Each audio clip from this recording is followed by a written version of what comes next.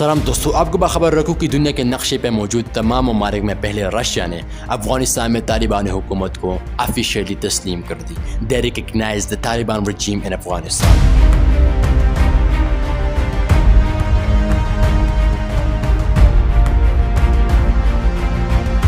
آپ لوگوں کو تھوڑا سا ہسٹری بتاتا ہوں. آپ کو معلوم بھی ہوگا کہ جب ستمبر 2001 کو افغانستان پر ایک کلیکٹیو، ایک مجموعی طور پر حملہ کیا گیا. وہ حملہ کس نے کیا؟ آپ کو معلوم ہے کہ نیٹو الائز امریکہ، France, Germany, Japan, Russia, China, Pakistan, even Pakistan اور انڈیا بھی شامل تھے. ان ممالک نے انٹیلیجنس پرووائڈ کر دی. اور اس حملے کا کیا مقصد تھا اور کیا مشن تھا؟ مشن یہ تھا کہ ہم افغانستان میں القاعدہ کے خلاف لڑ سکیں. القاعدہ کے جو پرومیننٹ فگرز ہیں، جو بڑے بڑے لیڈرز ہیں، ہم ان کو نشانہ بنا دیں، ان کے خلاف لڑ سکیں اور یہ کہ افغانستان میں ہم امن لا سکیں. امن کا مطلب یہ تھا کہ وہ طالبان وہ اب امریکہ کے خلاف تھے، امریکن پالیسیز کے خلاف تھے، اور اس میں یہ بھی پالیسی شامل تھی کہ وہ اسرائیل کو سپورٹ کرتے ہیں فلسطین کے خلاف.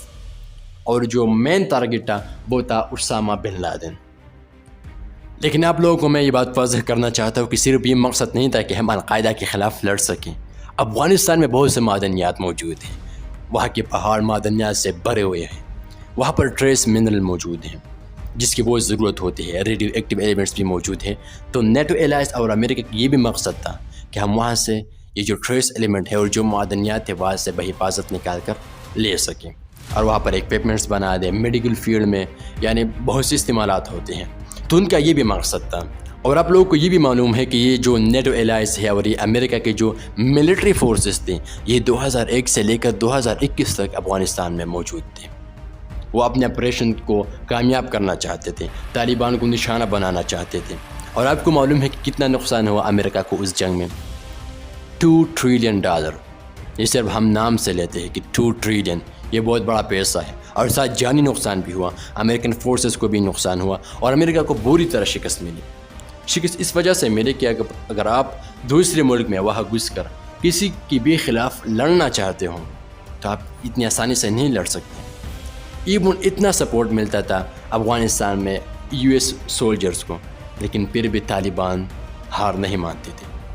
US کا تختہ پلٹ دی 2021 کو، اگست 2021 کو.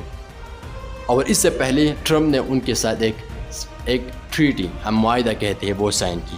اور اس معاہدے کے تحت امریکہ اپنی فورسز کو، نیٹو الائز بھی اپنے جو موجود آرمی ہے، جو فورسز ہے، وہ افغانستان سے نکال دیں گے. یہ ایک معاہدہ سائن ہوا تھا دوحہ میں، یعنی قطر میں، طالبان اور USA کے درمیان، امریکہ کے درمیان. ان تمام جنگوں کے ساتھ ساتھ یعنی اتنی جنگ چڑھ گیا افغانستان پہ، پھر بھی طالبان نے واپس آ کر اپنی حکومت ہاتھوں میں لی. اب رشیا کو کیا فائدہ نظر آیا؟ آپ کو معلوم ہے کہ رشیا اور امریکہ ایک دوسرے کے خلاف دونوں کتے ہیں، ایک ہی ہڈی پر دونوں لڑتے ہیں. اب جب رشیا کو معلوم ہوا کہ اب امریکہ اور ہم تو خلاف ہیں، اب امریکہ کے اپنے مفادات ہیں افغانستان میں اور طالبان امریکہ کے خلاف ہیں، تو اب رشیا کو فائدہ ملا. رشیا اب چاہتا ہے کہ ہم طالبان کے ساتھ اپنے جو ٹائز ہے، اپنی جو تعلقات ہیں، وہ بہتر بنا دیں. اور پھر 3 جولائی 2025 کو افغانستان میں طالبان حکومت کو رشیا نے ایکسیپٹ کر لی، تسلیم کر دی کہ ہاں یہ بھی ایک ملک ہے، یہ بھی ایک گورنمنٹ ہے طالبان کا. اور جتنے بھی ممالک، ایون پاکستان، انڈیا، ان ممالک نے تسلیم نہیں کیا officially. They haven't recognize the Taliban regime in Afghanistan. Russia for the first time that took the step. اب رشیا کیا چاہتے ہیں؟ رشیا افغانستان کے ساتھ اچھی تعلقات چاہتا ہے، اور ساتھ یہ بھی کہ ہم کاؤنٹر ٹیررزم، دہشت گرد کے خلاف اکٹھے مل کر ان کا صفایا کریں. تو بیسیکلی یہ امریکہ، چائنا، رشیا، ان کے درمیان جنگ ہے. یہ دوسرے ممالک استعمال کرتے ہیں. اگر آپ اس چینل پر نئے ہو تو اس چینل کو سبسکرائب کر دیں and wait for the coming videos. خدا حافظ.